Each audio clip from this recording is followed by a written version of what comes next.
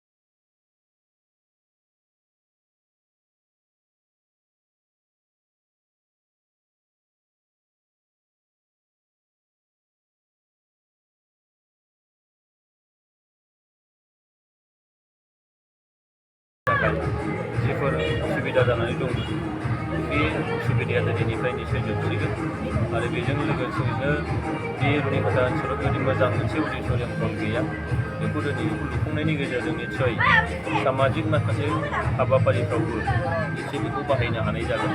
रयेल स्कुलावबो बाहायगोन आरो स्कुलनि आवथायावनो थागोन बियो सामाजिक माखासे खामानिखौ माब्लाबा गोनां जायोबा बे हलखौ निसय बाहायनो हागोन आरो बेजों गिदिरथार मोनसे जेंना बे जेंनाया दिनै जोबबाय होननानै आं सानो आरो बेजों रुनिकाटा ओनसोलाव मोजां मोनसे थासारि निसय फैगोन मानोना स्कुलाव थोब्ले माब्ले मोनसे हलनि गेजेरजों हाबाफारिखौ लानाय जायोमोन दिनै बेखौ लुफुंनानैबो मोजां मोनगोन आरो गोजोनथाव बाथ्राबाव जोंनि बिटिआर सोरखारनिफ्राय बेयाव गासै 100 जरा डेस्क बेन्च बेयाव हरनाय जाबाय जिरायनो थाखाय अडिट'रियामाव बेजों इमिडियेट जोंनि जिफोर फार्निचारनि गोनांथिमोन बे गोनांथिखौ फोलोमनो हानाय जादों। बियो जोंनि फरायसाफोरनि गोसोआव मोनसे गोग्गानाय लाबोगोन मोनसे गावखौनो सोलोंथाइनि फारसे बावसोमनो हानाय मोनसे गोसोआव सानदांथि निसय लानानै फैगोन मानोना मोजां मोनसे बेबस्था थायोब्ला गोसोफ्रा मोजां मोनो आरो गोसोआ मोजां जायोबा सोलोंथाइ बिथिङावबो माबा मोनसेब्लाबो मोनसे जौगाथायनि मोनसे गोहोम मोनसे गोग्लैयो। बेनिखायनो सार दायो मोनसे 125 एमेन्डमेन्ट बिल मोनसे सरसा सोलिगासिनो दङ लानानै मिरु सरकारावबो बेखौ लानानै दा 6 सिडुल बानायनाय गासै मोनद'खौ लानानै मोनसे सरसा सोलिदों माबायदि बिनि हामोनथा लेन्ड राइट पलिटिकेल राइट बेफोरखौ बेयो माबायदि थासारि थायो बेयाव सारा नर्थ इस्टआव गासै मोन 10टा सेक्सुयेल काउन्सिलफोर दं।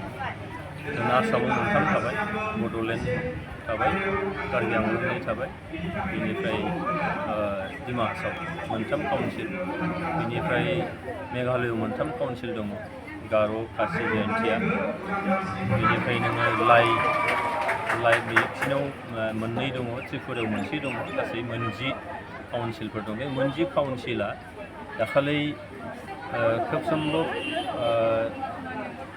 29 अक्ट' जानांगौ जुलाइ दाननि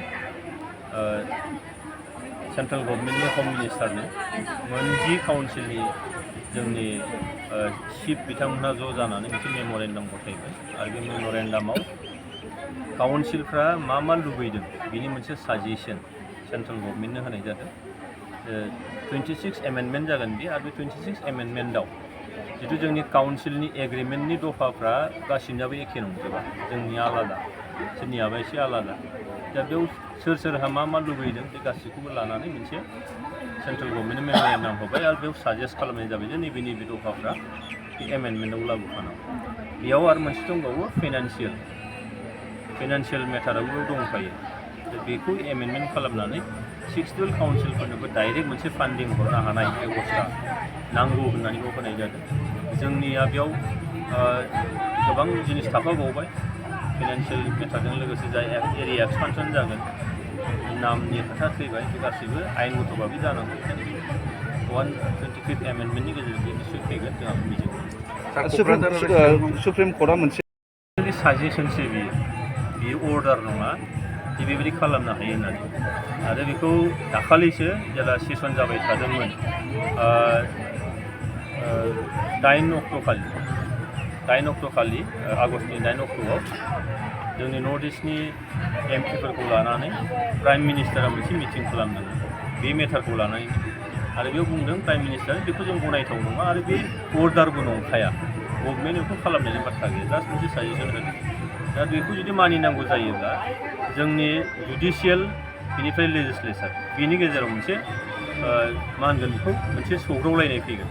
मानोना आयेनखौ बानायो नोङो पार्लामेन्टआव, लकसभायाव बा रायजो सभायावखौ बानायनाय जायो।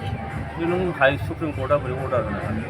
बेखायनो बेखौ जुदि मानिनांगौ जायोबा अर्डार हिसाबै लानांगौ जायोब्ला नोङो जुडिसियेल आरो नोङो लेजिस्लेचार बेनि गेजेराव मोनसे सौदावलायनाय फैयो। दा संबिधाना क्लियारखार बुंखानाय दङ जे नोङो आयेनखौ बानायगोन लेजिस्लेचार बा पार्लामेन्टआव, बेनिफ्राय बेखौ इमप्लिमेन्ट खालामगोन। इमप्लिमेन्ट खालामनानै मालाबा राइटफोरखौ मोननो हायाखैबा कर्टआ बेखौ साजेसन होयो। बेखौ भारत सरकारा गनायनायनि बाथ्रा गैया होननानै बिथाङा बुंदों। दा बेयाव जेबो साननांगौ गैया, गिनांगौ गैया, जेरै दङ ओरैनो थागोन। मोनसे फोसावथाय नोंथांमोननि थाखाय मोनसे गोजोनथाव खौरां लानानै फैदों। चिरां जिल्लानि सिङाव थानाय काजलगावनि सिफुं हटेलखौ गुवाहाटी नोगोरनि साखाथियाव थानाय सानसारियाव गोदानै मोनसे सिफुं हटेल ब्रान्च खुलिनाया नोंथांमोननि थाखाय गोजोनथाव खौरां लानानै फैदों। नोंथाङाबो जुदि गुवाहाटीयाव थायोब्ला एबा गुवाहाटी नोगोराव दावबायहैनाय समाव बर'नि दोरोङारि ओंख्रिखौ जानो लुबैयोब्ला गुवाहाटी नोगोरनि साखाथियाव थानाय सानसारियाव गोदानै बेखेवनाय सिफुं हटेलाव थांनानै जाहैनो हागोन। बे सिफुं हटेलाव नोंथाङा बाङाय बेसेनावनो बर'नि गोबां गुबुन गुबुन दोरोङारि जाग्रा ओंख्रिफोरखौ मोननो हागोन। अनला दाउ, सबाय दाउ, अमाजों नारजि, मैथा अमा, ना बाथोन, थारुन ना, थारुन अमा आरो गोबां बायदि बायदि बर'नि ओंख्रिखौ बे बर'नि सिफुं हटेलाव मोननाय जायो। सोरबाफोर जुदि बे सिफुं हटेलाव बर'नि संनाय खावनायखौ जानो थाखाय सिगांग्रो अर्डार हरनोब्ला नैबे 9864747796 9954772037 जामबुं नम्बराव कल खालामनानै बुकिं खालामहरनो हागोन।